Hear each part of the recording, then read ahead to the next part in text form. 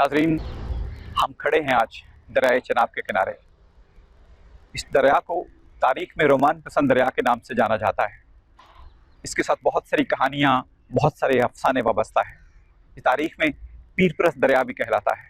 इसके किनारे पर बहुत सारी दरगाहें मौजूद हैं। इन दरगाहों में रूहानियत भी है, मोहब्बत भी है, असरार भी है।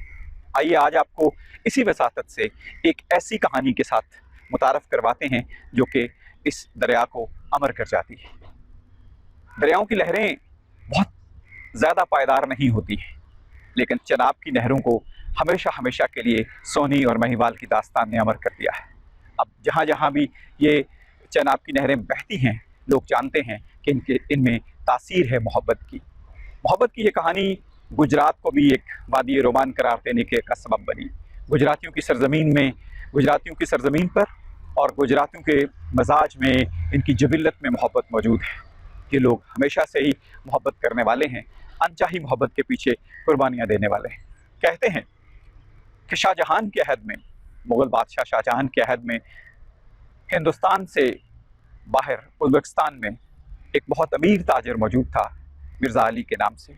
उसका कारोबार बहुत बुलंद था, उसके पास दुनिया जहान की शोहरत मौजूद थी, पैसा मौजूद था, लेकिन एक चीज़ की कमी थी और वो थी कि उसके यहाँ औलाद नहीं थी। वो मुख्तलिफ़ दरगाहों पर जाता, मुख्तलिफ़ लोगों से मिलता, लेकिन दुआएँ करवाता, लेकिन उसके यहाँ औलाद नहीं होती।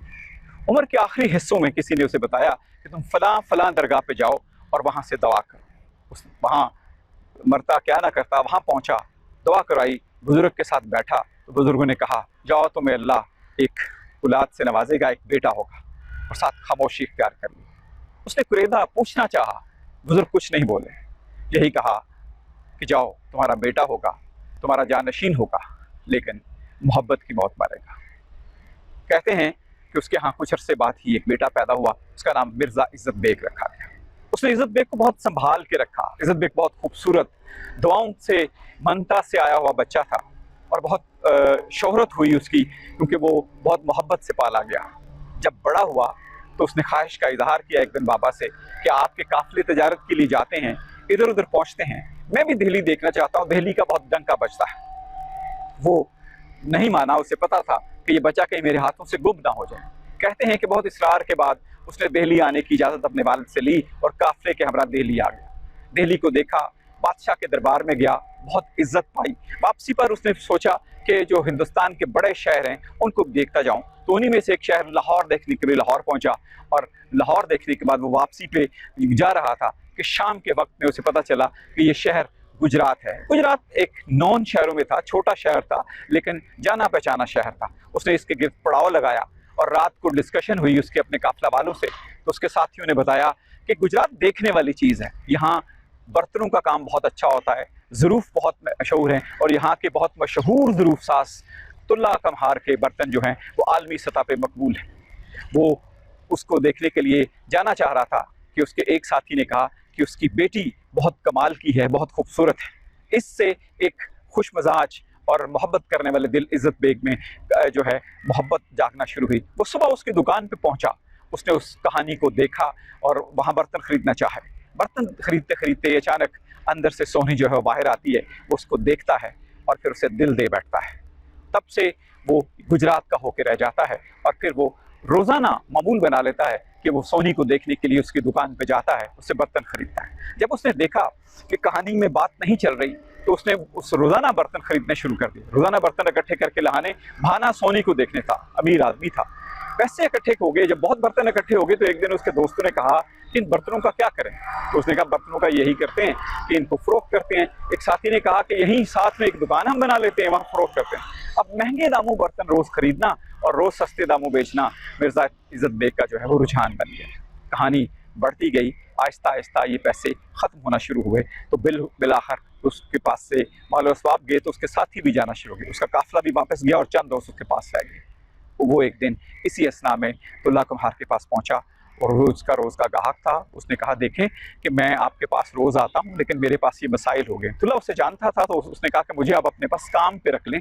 उसने उसे अपने काम पर जो है भैंसें चराने के काम पे लगा दिया। हमारे यहाँ पंजाब में भैंसों को मही कहते हैं, और इसलिए भैंसें चराने वाले को महीवाल भी, तो वो महीवाल के नाम से मशहूर हो गया।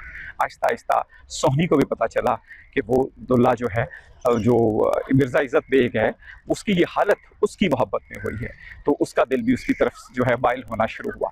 धीरे धीरे दोनों की मोहब्बत बढ़ती गई और किस्से आम होना शुरू हुए। जो ही ये किस्से आम होना शुरू हुए, तो फिर अब्दुल्ला कम्हार तक भी ये खबर होते होते पहुंची।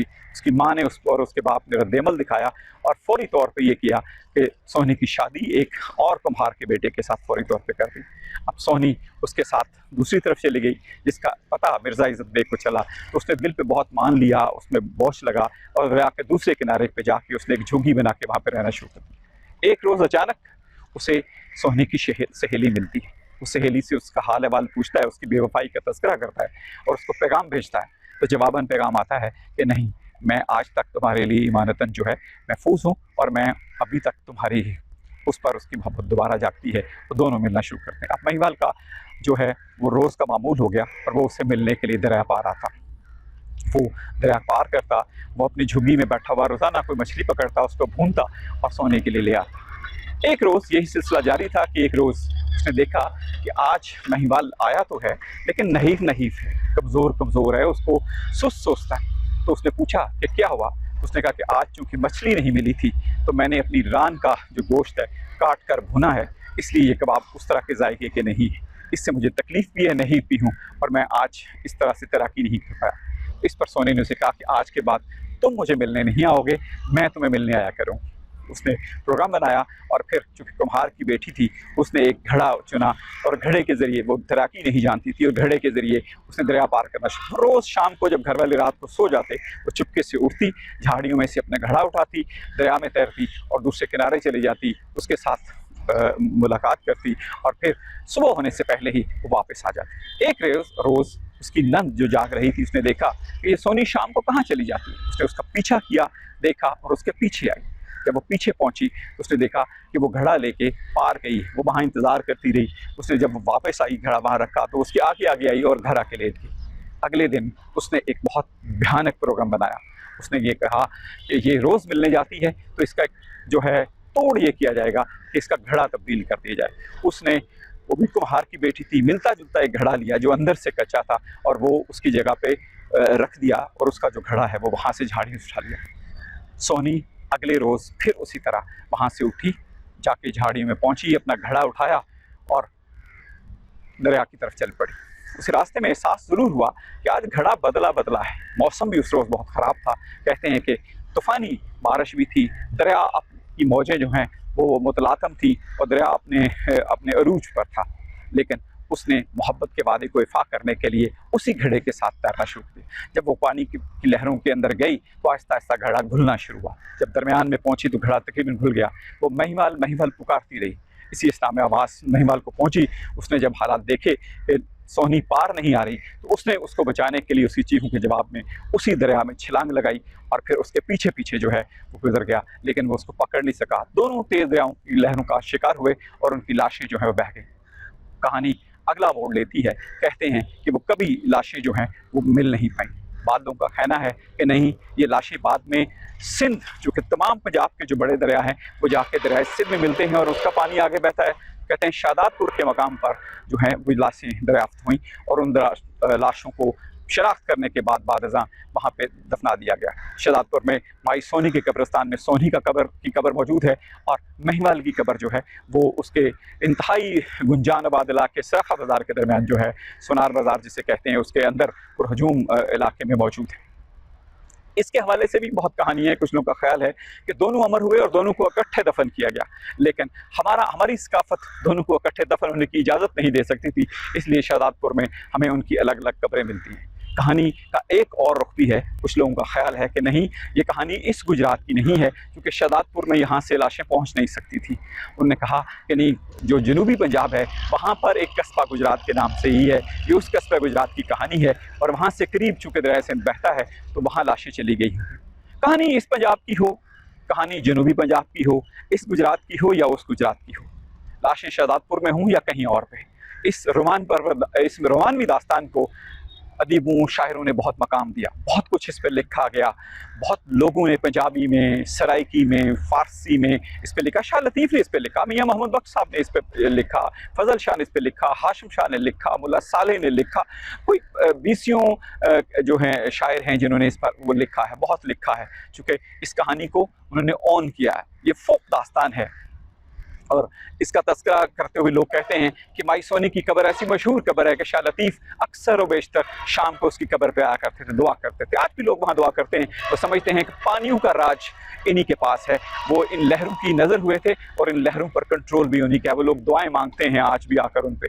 लेकिन गुजरात में इस कहानी का एक और ही पहलू है कि गुजरात की जो पंजाबी जागीरदारी सोच है, उसमें एक खातून का अपनी मोहब्बत के लिए, अपने गैर मर्द से मोहब्बत के लिए दरियाओं की लहरों का रिज़्क हो जाना बहुत बड़ी बात है।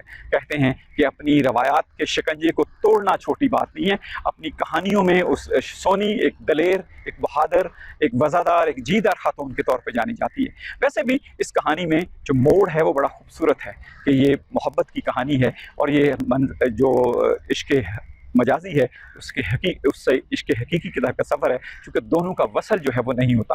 मोहब्बत की कहानियों में ऐसा नहीं होता। मोहब्बत की कहानियाँ दरअसल उन इलाकों के लोगों के अरमानों की कहानियाँ होती हैं। लोग जो कुछ खुद करना चाहते हैं, जो देखना चाहते हैं, वो इन कहानियों में डाल लेते हैं। और बहुत कुछ सोनी और महिवाल की कहानी के साथ वो है जो पंजाबी सकाफ़त में पंजाबी औरतों, गुजराती औरतों और गुजराती मर्दों की कहानी है।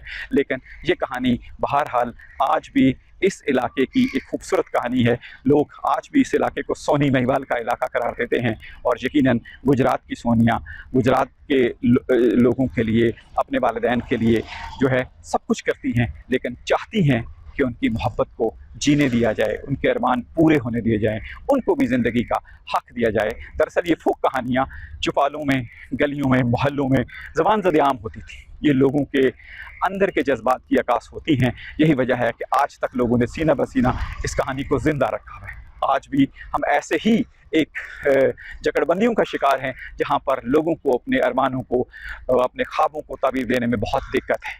आज भी सोनी और महिवाल मिल नहीं पा रहे। आज भी ये मिलाप अनमिला सा रह जाता है। लेकिन ये चनाब की लहरें, सूनी सूनी लहरें आज भी वो शाम के उदासी में ये बताती हैं कि मुआशरा मोहब्बत के लिए साज़गार नहीं है। आज भी सोनी और महिवाल ऐसा ही वक्त के दरिया की लहरों के शिकार हो जाया करते हैं।